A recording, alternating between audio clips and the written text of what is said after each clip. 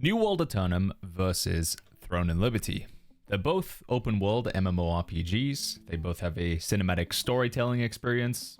They both have a classless character system where the two weapons you choose defines your build. And they're both available on Xbox, PS5, and PC, and feature crossplay between each platform. Now recently, I've been sinking way more hours into Throne and Liberty than New World, getting close to 100 hours played on Steam since its early access and then full release on October 1st. But in roughly 1 week from when this video goes live, New World will be bringing their effective re-release of the game onto all platforms in the form of New World Aeternum. And that's had many people, including myself, asking, well, which one do I choose? New World Aeternum or Throne and Liberty? Well, in today's video, I'm going to endeavor to answer that question by comparing key aspects of each game, like character creation, combat, PvP, and more. But before we get started, a quick word from this video's sponsor. There's a bunch of different games I've been playing recently where the issue of region locking has become a bit of a problem. For instance, with New World Aeternum's closed beta and the upcoming Throne and Liberty release, players from my community who are located in countries like Sweden, the Netherlands, and Norway have not been able to get access to those games. Thankfully, the sponsor of today's video, Surfshark, has the solution. Surfshark is a VPN that allows you to virtually connect to any of their over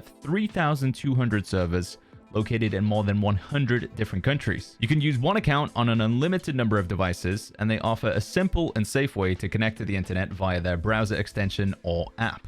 Now, here in the UK, if I want to perform my annual ritual of watching the Lord of the Rings trilogy, I need to rent or buy them on Amazon Prime Video. But with Surfshark, I can connect to the United States and watch them with just a Prime account, no extra costs or anything. So if you're struggling with restricted access to upcoming games, want to unlock all content available through streaming service subscriptions you may have, or simply want to browse the internet safe and securely, use my link in the description down below and enter code BagginsTV at checkout for 4 months free with an 84% discount, making it one of the best deals they currently have available just for you guys. They also offer a 30-day money-back guarantee, so if you're not satisfied for any reason, you can refund your purchase, no questions asked. Thank you very much to Surfshark for sponsoring this video. Now back to the content. Now before starting your adventure in either New World Aeternum or Throne and Liberty, you will of course have to go through character creation. In Throne and Liberty, this is pretty straightforward. You just select your body type, and then from here we can go into the character creator, change our face shape, ears, nose, hairstyle, you guys get the idea, all of the general stuff. We also have the Easy Face Maker, which allows you to scan a QR code and send in a picture of your own face so you can make your character look very similar to you. In New World Aeternum, before you choose the appearance of your character, you first need to choose an archetype. At time of recording, there are 7 different archetypes, each one with a unique combination of 2 weapons in the game. The only weapon that we don't see that is in the game is Flail. Now, you can change these weapons later on, so it's not really a permanent decision. You also get a bonus of 50 points into 3 different trade skills, and these can be quite handy in the sort of first day or two of the game going live and the servers going up. In the long run, your archetype choice isn't really going to make that much of a difference, but I do think this is a nice additional feature that exists in New World Aeternum, and we do not have that in Throne and Liberty. After choosing an archetype, we then do get to customize your character's appearance, and in my opinion, this is where New World kind of loses out on this particular, comparison or competition. We have a fairly extensive amount of hairstyles at this point, but when it comes to your character's sort of face shape and appearance, it's pretty limited. We have a bunch of presets effectively, whereas in Throne and Liberty, there is a lot more customization. We can sort of choose different predefined shapes, but then we can make them rounder, wider, narrower. There is just a lot of customization. Sliders for everything, the size of your ears, the angle of your ears, also the nose, each sort of, again, a lot of different noses, and that's just not something we have in New World Aeternum. It is pretty limited in terms of your character's visual customization here. So the initial point between New World Aeternum's character creator and Throne and Liberty, I gotta give it to Throne and Liberty. I mean, you can just, again, by the very definition of the term character customization, there is just more customization in Throne and Liberty than there is in New World Aeternum. At time of recording, New World Aeternum has 15 different weapons for you to choose from, and Throne and Liberty has 7. Now, in both games, the 2 weapons that you use help you determine what your build is. So in Throne and Liberty, if we combine the wand with the bow, most of the time this makes you a healer. Both the wand and the bow have excellent options and abilities when it comes to healing. And likewise, in New World, if we were to combine the life staff and the void gauntlet and use those as our 2 weapons, this would effectively make you a healer in this game as well. Again, the Life Staff and the Void Gauntlet, in terms of abilities, they just have a lot of healing options. However, in Throne and Liberty, any combination of weapons can be used together and still create an effective build. This is because weapons don't scale off of a specific stat. So Sword and Shield could be paired with the Wand, and this would still make you an effective healer in the game. The similar combination of Sword and Shield with Life Staff in New World Aeternum is not as effective, and the reason behind this is because the Life Staff only scales off of focus, so only points into focus will give our Life Staff healing. But if we want to give damage to the Sword and Shield, only Strength or Dexterity work for the Sword and Shield. So again, just to give the comparison here, whilst Wisdom or Dexterity would benefit the Wand because Dexterity gives you critical hit chance and you can crit heals, you get the cooldown reduction, it's not as if we have to put points into specifically these stats in order to give us more healing. Strength technically does benefit the Wand as well, gives us more health, gives us more damage. Whereas again, if we go back to New World, you have to specifically be going into one stat for the Life Staff. So there's a little bit less flexibility in terms of weapon combinations in New World Aeternum compared to Throne and Liberty. In this game, you can effectively pair any weapons you want: Sword and Shield Dagger, Sword and Shield Crossbow, Crossbow and Dagger. Like, anything technically works in this game, but there are still meta builds. Now, there are a few ways you can get around the build limitations in New World. We could put a gem into our sword. There is a gem in the game called Amber that allows the sword to scale partially off of focus, but it's still not as effective as it would be in Throne and Liberty to play Sword and Shield Life Staff compared to Sword and Shield Wand in that game. Despite this, because New World Aeternum has so many more weapons, there are, in my opinion, many more viable meta builds than what I'm seeing in Throne and Liberty. Here's a quick comparison of weapon combinations that could be considered S tier in certain PvP and PvE content in New World and also in Throne and Liberty. It's also worth mentioning that in Throne and Liberty, there is a lot that goes into your build. If I wanted to play with my bow and wand, I have to invest upgrade materials into both the bow and the wand, leveling them up, getting it to +9. We also have traits for my specific bow and wand, and then we also have the sort of mastery as well. We can go over here and weapon mastery points, and then we have our passives for each one. We have our active abilities for each one. There's just a lot that you have to upgrade for each individual weapon, and what that means is if you do want to switch, you effectively have to start again from scratch. If I now decide that I want to play Sword and Shield and Wand, I have to go ahead and acquire a higher rarity Sword and Shield, and then I have to put points into its abilities, its passives. I have to get its weapon mastery leveled back up. In Throne and Liberty, it's just a lot more difficult to switch weapons out, whereas I believe in New World Aeternum, you can effectively switch builds halfway through the game, and whilst it would be a slight setback, it's nowhere near as devastating as it would be in Throne and Liberty. We'll cover this more in the progression section of the video, but yeah, I do believe in New World Aeternum, it is easier to simply switch weapons and start playing a different build. So although Throne and Liberty does offer a lot more customization in terms of every single ability can have different modifiers for it, I still think I prefer the variety New World has to offer, though I do badly wish we had more than one healing weapon in this game. It's been 3 years now, Amazon. Come on, give us a second healing weapon. Why have we still only got the Life Staff? Despite this, my point is still going to New World Aeternum for weapon choice and variety when it comes to a comparison between the two games. One of the biggest differences between Throne and Liberty and New World Aeternum lies in their combat systems. Now, which one you prefer is going to come down to preference, but fundamentally the difference is that New World supports a action combat system, whereas Throne and Liberty has the more traditional tab target combat. This can be demonstrated by selecting this zombie over here, for example, and then if I press my auto attack button, I'm simply just going to start attacking the zombie, and most of the shots are going to land. We might occasionally get a miss, and that's just because the enemy has a high evasion. My hit chance isn't that good, but typically we are guaranteed to land our attacks here. Again, provided that my build is sort of set up correctly for landing attacks. Whereas in New World Aeternum, if I want to attack this crocodile, I have to aim with the bow, hold down left mouse button or right trigger, and then release the arrow. And it is very much possible to miss depending on my aim ability. Now, New World Aeternum has recently implemented this aim lock feature. It has been a bit controversial, especially its implementation into PvP, which does make it a lot harder to miss.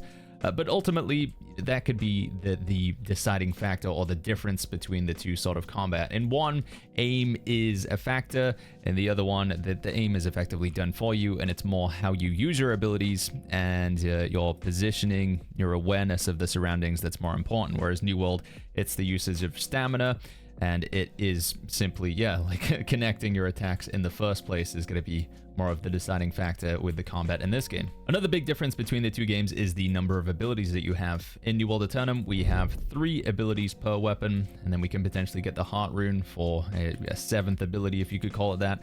Whereas in Throne and Liberty, you have 12 abilities active. So 6 over here and then another 6 over here. And then technically we do have, I think they call it the Guardian as well. So double the number of abilities that you have to go through when it comes to playing in Throne and Liberty. Both games also utilize a stamina system. So you can block enemies, and you can also be pushing in a particular direction and then also dodge around as well. And you can use this like consume stamina to dodge attacks. It's a pretty vital mechanic actually in Throne and Liberty. When you see this purple or white circle sort of shrinking in on an enemy, pressing your block at the right time will often save you from death. And it's somewhat similar in New World as well. In New World we have a stamina bar, and you can use your dodge, or with a melee weapon equipped you can also block as well. And again, blocking and stamina usage, incredibly important in both games. Overall, I feel like New World's combat is a less is more approach. So it's easy to learn, but difficult to master in New World Aeternum. Throne and Liberty is more overwhelming to the initial noob, at least in my opinion,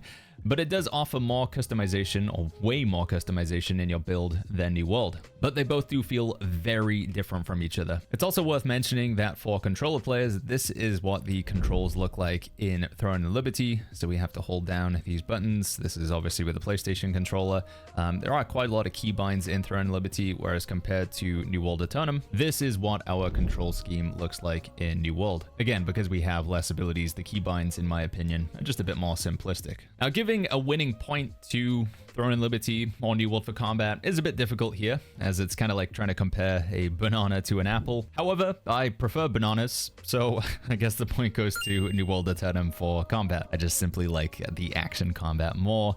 At this point, it just feels more immersive. Both New World and Throne and Liberty feature the classic MMO system of completing quests to gain experience and level up, which earns you attribute or stat points. Throne and Liberty has 4 different stats, whilst New World has 5. As we covered in the weapon choice section, stats do different things depending on the game, and some attributes in New World are essential for weapons to do damage, whereas all stats in Throne and Liberty provide bonuses to all weapons. As you climb in levels, you'll be able to take on higher level enemies in both games, and you'll also be receiving higher rarity items, starting with gray, then moving over to green, blue, and purple. In New World, there's another couple tiers above this. We have orange and then reddish orange items. These are your legendary and artifacts. Though I do think something like this exists in Throne and Liberty, they call them the arc boss weapons, and they're a very rare open world boss drop. Although character progression in the two games may look fairly similar at first glance, it's quite different in terms of how you unlock weapon abilities and make your character stronger. In New World, killing enemies earns you weapon mastery points, which in turn can be spent to unlock abilities and passives. In Throne and Liberty, it's just your overall character's level, which determines which abilities you unlock. So as you get to level 50,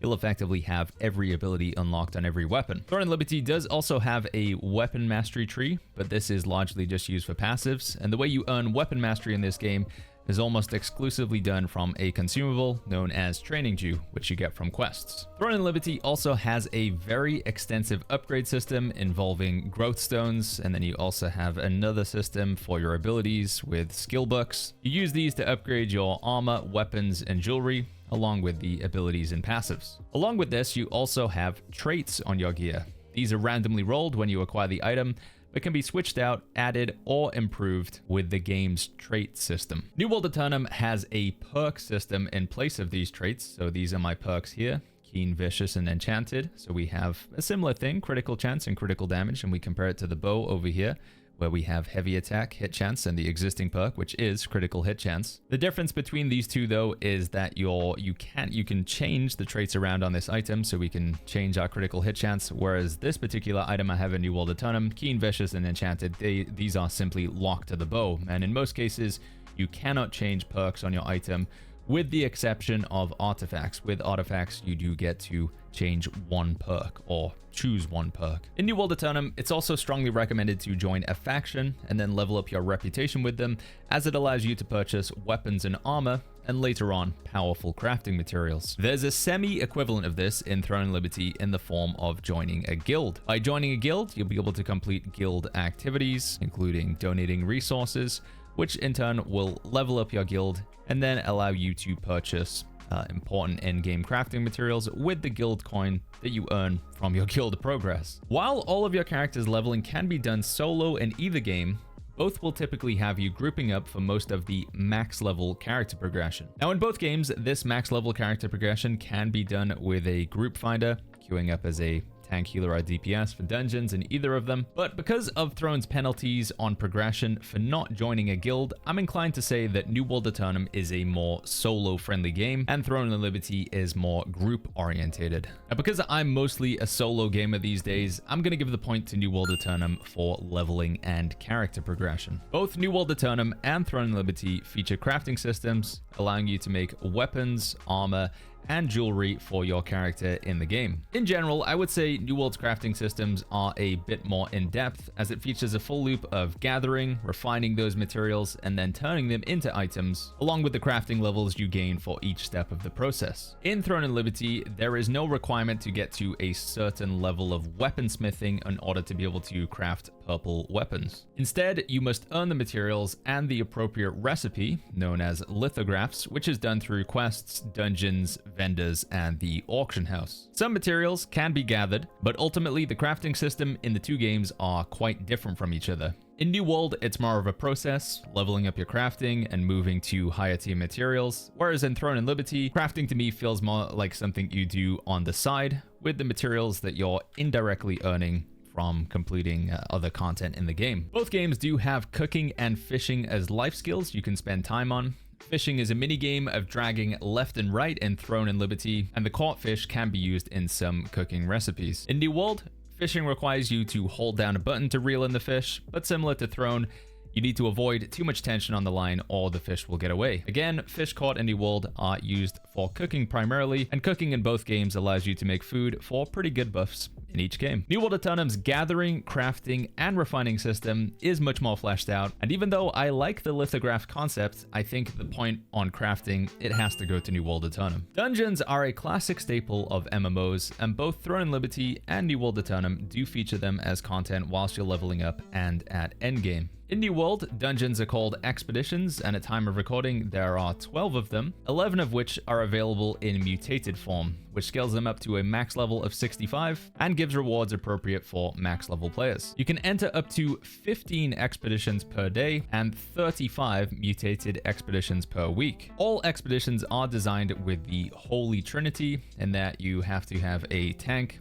a healer, and 3 damage or DPS players to round out your group of 5. Throne and Liberty has a total of 6 dungeons at time of recording, 3 of which are only available at max level. You can enter dungeons an unlimited number of times, but looting the chest after killing the final boss uses dimensional contract tokens. The game gives you 900 of these per day at max level, and opening a chest uses 300, meaning you can effectively run and loot 3 dungeons each day, or save them up and do more in one go. All dungeons in this game also use the Holy Trinity, requiring 1 tank, 1 healer, and 4 damage or DPS players. In both New World Aeternum and Throne and Liberty, there is a matchmaking system and a lobby or party board. It's worth noting that the highest difficulty of dungeons in New World Aeternum, the M3 dungeons, or difficulty 3 within your mutated, those are only available with a group finder, so you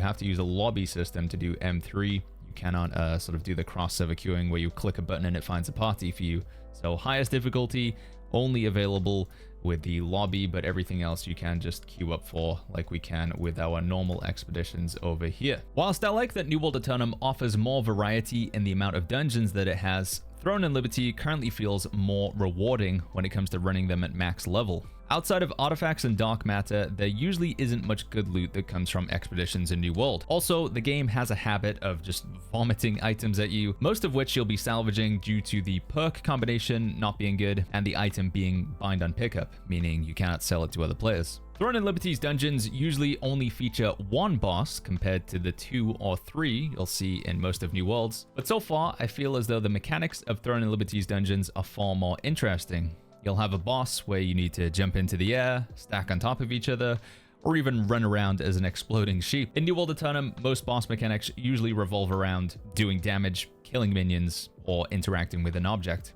which I find a bit less exciting. Because of the loot feeling rarer and the boss mechanics being more interesting, my point is going to Throne and Liberty for dungeon content. Both New World and Throne and Liberty's endgame content consists of running daily and weekly objectives in order to get better armor, weapons, and jewelry, along with crafting materials and in-game currency. In Throne and Liberty, you'll be running 10 daily contract missions for the materials that they give. These are small soloable quests, usually asking you to kill X enemies or gather X materials. As we mentioned in the dungeon section, you'll also want to complete and loot 3 dungeons. Now you can stack the tokens that you earn in order to loot these dungeons along with the contract missions. So every day we're going to be getting 10 contract rights, but again, you can sort of save these up and then over the weekend just have a big burst of doing contract missions, and the same with the dungeon tokens as well. We can stack these up and then just do a bunch over the weekend if you don't have time to play through the week. Throne and Liberty also features open world dungeons. These have a separate currency called Abyssal contract tokens, and every time you kill an enemy in here,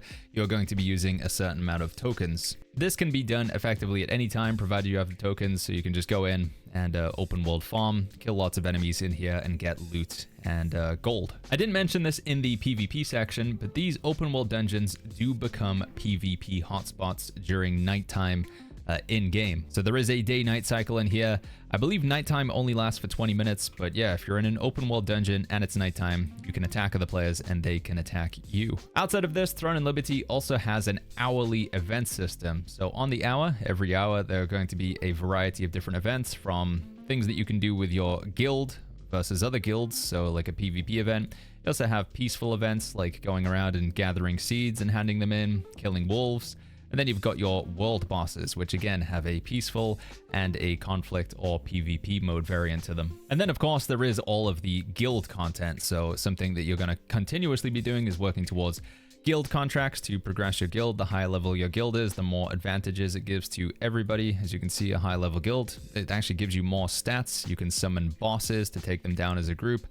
So a lot of the end game in Throne Liberty is guild based. Now all of these activities within Throne feed into your weekly missions. So the more objectives you complete, for example, winning 3v3 arena matches, gaining guild reputation using the dungeon tokens as we talked about, these unlock rewards, and you'll be able to choose one every Wednesday. So you're going to be working throughout the whole week to complete a certain amount of activities. The more activities you complete, the more rewards you will have to choose from. Again, you can only choose one, but you'll just have a wider loot table and more likely to get something that would be beneficial to your build. Now in New World Aeternum, the max level or end game content is a little bit less structured, but I would say the daily end game consists of, first of all, completing 3 faction missions. These are similar to your contract missions where you'll be killing enemies or looting chests.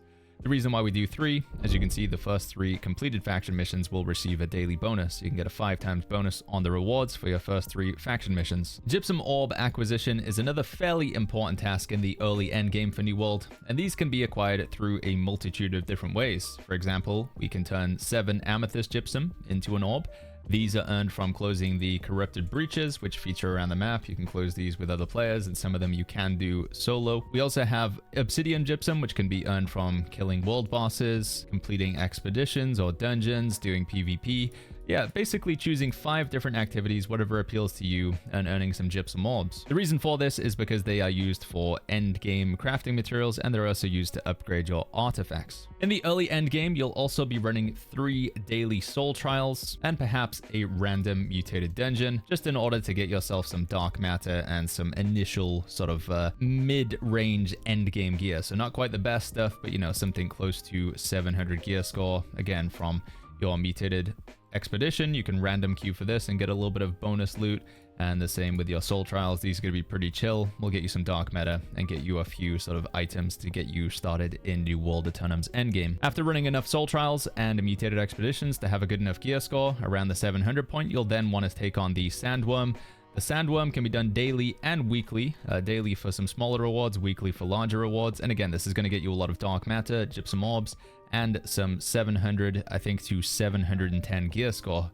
And at this point, you can then transition into the next or final stage, which is going to be completing the raid, the Hive of Gorgons. This can get you some of the best armor, weapons, and jewelry in the game, along with the PvP zone down in Cutlass Keys. By dipping into the PvP zone, you'll be able to grab a gold curse coconut. You can get one of these a week from any of the big chests in the PvP zone, and then you can spend this along with doubloons earned in the PvP zone in order to get yourself some max gear score items. There's also a box that you want to be buying 3 times per day, for a total of just over 100 mystic doubloons. Again, this has a chance to give you some max gear score items. Along with this, there is also artifact acquisition. This isn't repeatable endgame content, but you'll want to be running certain mutated expeditions, killing certain open world bosses, and generally running PvP content in order to unlock powerful weapons, armor, and jewelry known as artifacts. There is also a weekly box that can be earned from playing Outpost Rush or 3v3 Arena.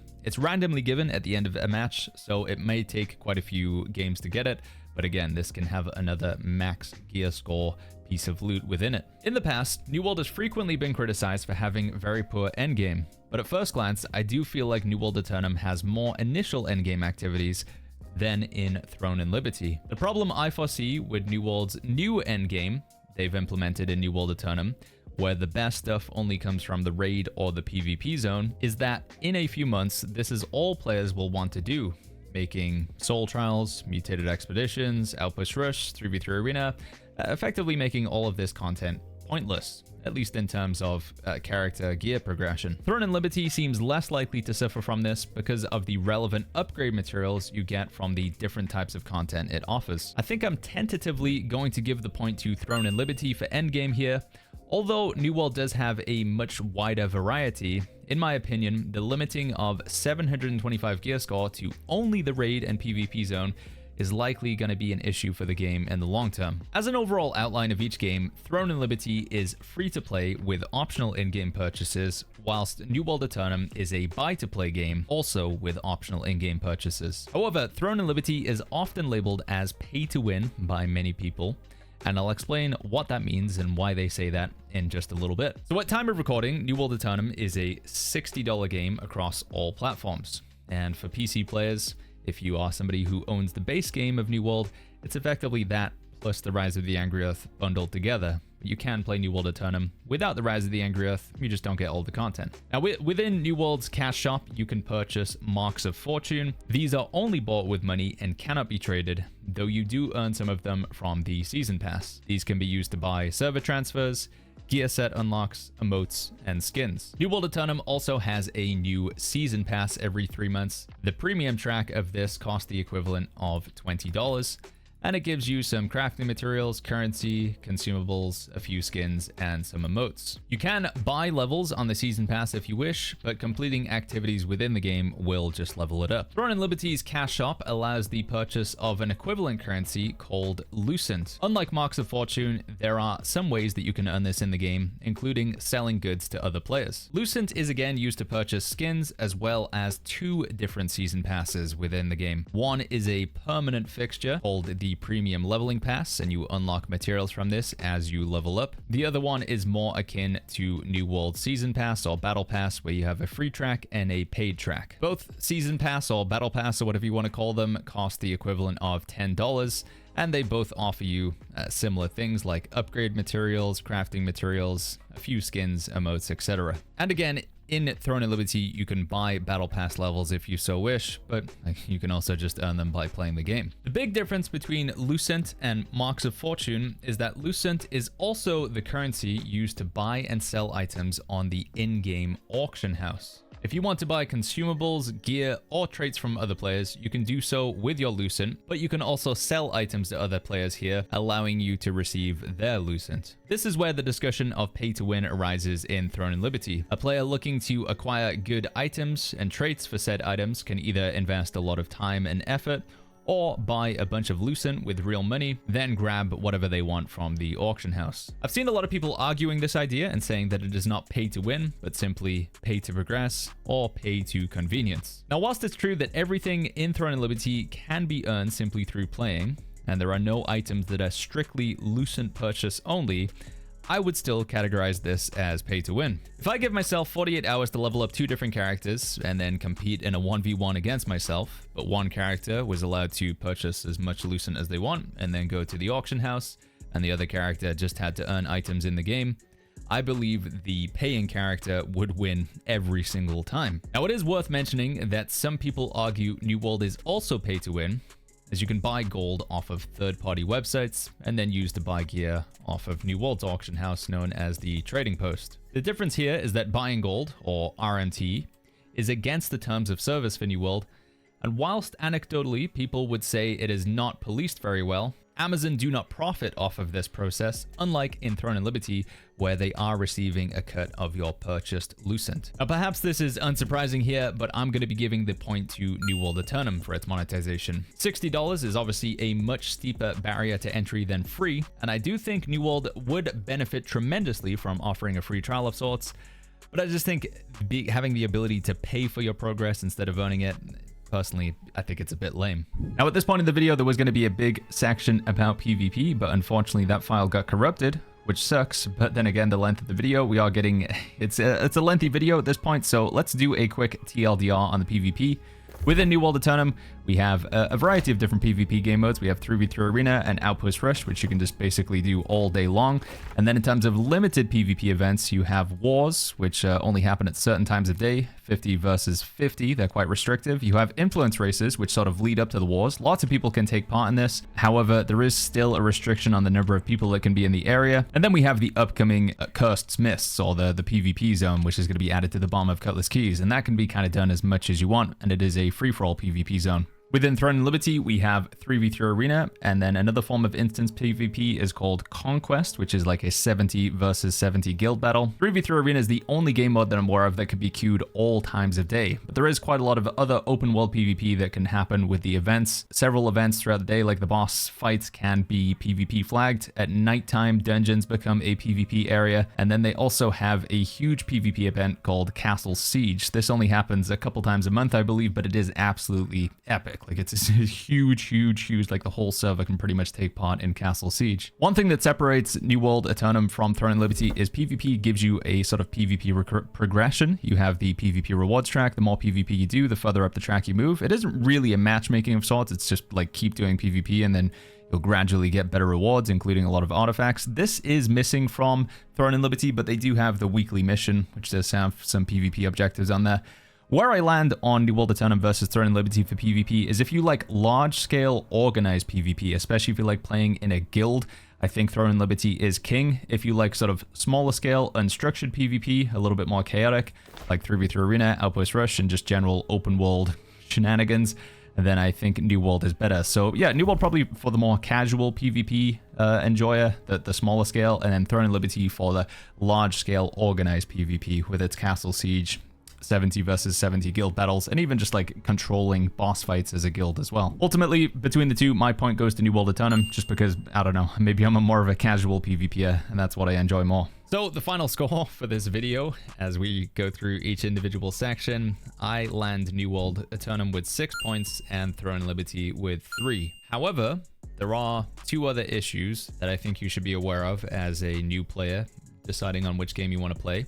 The first is that New World has consistently been riddled with bugs. And whilst New World Aeternum is and was a good showing for the game in terms of polish. I would be incredibly surprised if the console launch doesn't have at least a few bugs within the first few weeks of it coming out. Probably nothing game-breakingly bad, but more just inconvenient stuff like getting stuck in the ground or having text stay on your screen until you log out, you know, annoying things like that. Throne and Liberty, by comparison, for the nearly 100 hours that I've put into it, I've seen basically no bugs. I think the only issue I've had since I started playing the game is sometimes my settings have reset when I log back into the game. But even then, I think they have patched that out now. So comparing bugs in the two games, New World is most likely going to be significantly more buggy than Throne and Liberty. Something else that also works in the advantage of Throne and Liberty, in my opinion, is they do have a content roadmap planned. So we do know what is going to be added to the game over the next few months. They do have sort of a planned schedule of content that we're going to see released. At time of recording, Amazon have shared no such plans with New World Aeternum. So after New World Aeternum comes out, we don't know what's going to be happening in November, December, for example, other than likely some seasonal events. As a player and content creator, knowing that the game does have a planned future and a cadence at which they want to release content and having a rough idea of what's going to be going into it, it just gives me assurances that the game isn't going to become stale. But yeah, Amazon have not offered those assurances yet with New World Aeternum. Hopefully they do shortly after its release, but as of recording right now, Throne and Liberty, it does have the confidence that we do know there is content coming to it in the near future. New World Aeternum right now, not so much. So where do I land on ultimately between New World Aeternum and Throne and Liberty? Well, I do honestly think it's mostly just a preference thing. You know, when you look at the combat between the two of them, it is wildly different, and some people might prefer the tab target, some people might prefer the action combat. However, Throne and Liberty is free. You can try it out for free, so I do think that you should probably download it and just see if you like it. There is no effective cost incurred other than your time, but like I say, free is a much easier barrier to entry than the New World Aeternum $60 price tag. In that regard, I would ask yourself, if I only get about 200 hours of enjoyment, is that worth $60? I believe that's roughly what the average gamer is going to get with New World Aeternum. There is easily 200 hours of content there, and it's your own individual answer as to whether you think that is worth $60. It could be way more than those amount of hours, by the way, but at minimum, I would say 200 hours, $60 versus however many hours in New World Aeternum, but $0. Now, from the perspective of console gamers, I do think that New World Aeternum is better to play with a controller than Throne and Liberty, as the UI just suits it more. Again, if we go ahead and plug in this PlayStation controller into my PC here, I just think the UI is a bit, I don't know, you can't change it to my knowledge. Let's see if we can, because we do have the option to change the UI on PC, but I don't think we get that freedom here, do we? So if you hold in left stick, you can bring up the virtual cursor. By the way, that's a huge deal. Yeah, we don't have the option to customize UI here, so you are stuck with it looking like this. And just because there's so many abilities, I do feel like New World Aeternum is going to be the much easier to play with a controller. Now, for my fellow PC players, it's likely that a lot of you guys do have New World sitting in your Steam library from its original launch in 2021 on PC. So although some of the content in the New World Aeternum update does expect you to have the Rise of the Angry Earth DLC, like the raid, for example, if you want to try the raid, you got to get to level 65. That requires the previous DLC. With the base version of New World that you most likely own, you still can hop in and try out New World Aeternum. You'll get the update for free. You'll be able to go to what they're calling legacy servers and play your old character, or you can make a new character on what they call standard servers and try the game out, see if the experience is any better for you, see if it's improved in any meaningful way from when you last played the game. So friends, I think that pretty much does it for my thoughts on New World Aeternum and Throne and Liberty for now. Let me know in the comments if you guys are enjoying one game more than the other, and as always, I'll catch you guys all in the next video.